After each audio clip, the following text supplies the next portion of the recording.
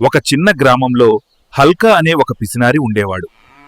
అతను తాతల కాలం నాటి పాడైన గుడిసెలో జీవించేవాడు. ఎండకు ఎండి వానకు తడిసి ఆ గుడిసె పూర్తిగా పాడైపోయింది.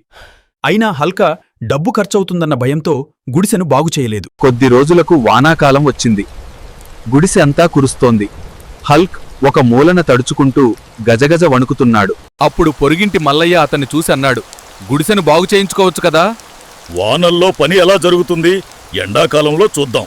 వానాకాలం పోయింది, ఎండాకాలం వచ్చింది. మల్లయ్య మళ్లీ అడిగితే హల్క్ అన్నాడు, పగలు పొలంలో ఉంటాను, రాత్రి బయటే పడుకుంటాను.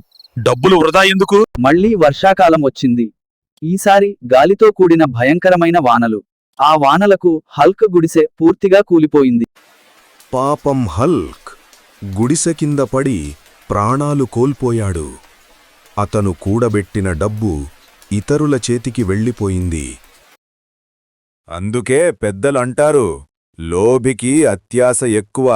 అవసరమైన సమయంలో ఖర్చు పెట్టకపోతే జీవితం కూడా చేతుల నుంచి జారిపోతుంది. ఈ కథ ఒక గుణపాఠమైతే ఒక్క లైక్ సరిపోతుంది. ఇలాంటి కథలు మిస్ కాకుండా ఉండాలంటే సబ్స్క్రైబ్ చెయ్యండి.